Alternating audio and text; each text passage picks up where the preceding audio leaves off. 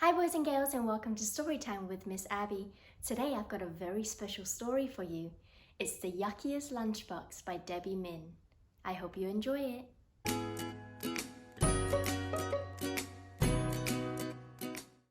It was finally here, Nari's first day of first grade. Nari put on her favorite outfit, grabbed her lunchbox and raced to catch the bus.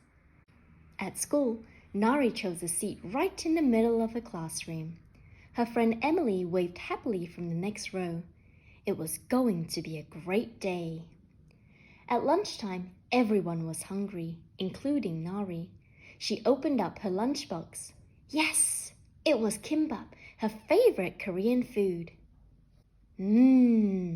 Nari was just about to take a bite when... "What's that green stuff?" someone shouted. "It looks slimy." "Pee-you!" another said, pinching her nose. "Smells like someone farted." By now, everyone was looking at Nari's lunchbox. Nari's face felt very hot suddenly. She shut her lunchbox and hurried to the bathroom. She wished she could hide there all day. When Nari got home from school, she was very hungry. "Didn't you eat your lunch?" her mom asked.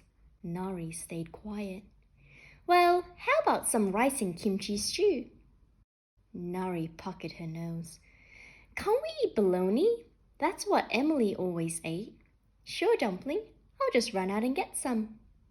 But when her mom returned, it was all wrong. "This isn't bologna. This is bologna." Nari threw the package into the garbage and fled to her room. "What's this about, Nari? I just want to be like everyone else. Why does my food look slimy and smell funny?" Her mom hugged her. "Our food is part of our culture. It's what your dad and I eat, what your grandparents ate. You love kimbap, don't you?" "The kids laughed at me, Mom," Nari whispered. Sometimes people make fun of things they've never seen before or don't understand, but they don't always mean to hurt your feelings. "Can I please have an American lunch tomorrow, please?" The next day, Nari's mom packed her a hamburger and no one teased her at lunch. Nari ate an American lunch every day that week, and none of the kids made fun of her. She was even starting to make friends. But one day, there was an announcement. Nari was very worried. What if the other kids laughed at her strange outfit and funny food? What if Emily laughed too? Even though she was scared, Nari wore a hanbok and brought the Korean food her mother had made. Someone pointed and said, "There's that green stuff again!" Another girl exclaimed, "Looked like it's from the muddy pond where hippos swim." But then Emily's mom asked, "Can I try it?" Everyone was watching. Nari handed her a seaweed rice roll. Emily's mom took a bite.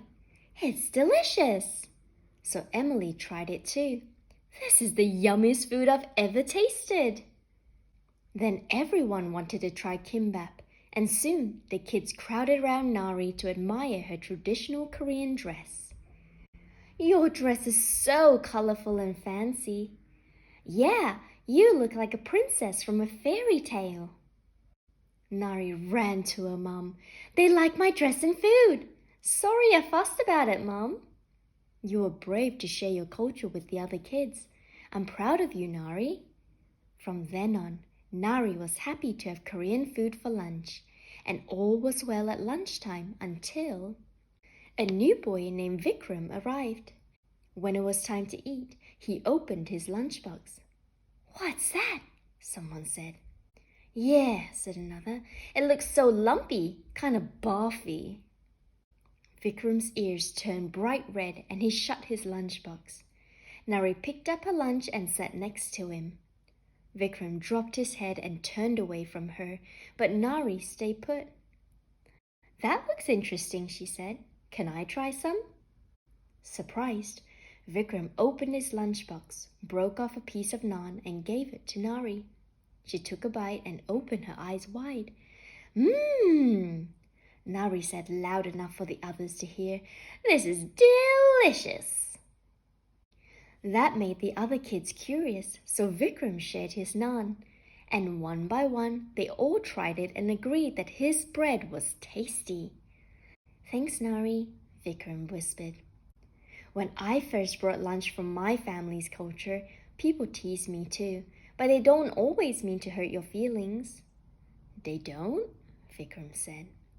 Nari thought of what her mum had said and what Emily and her mother did for her. Well, sometimes they just don't understand yet, she said.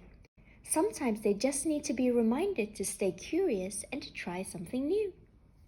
And that's the story, The Yuckiest Lunchbox by Debbie Min.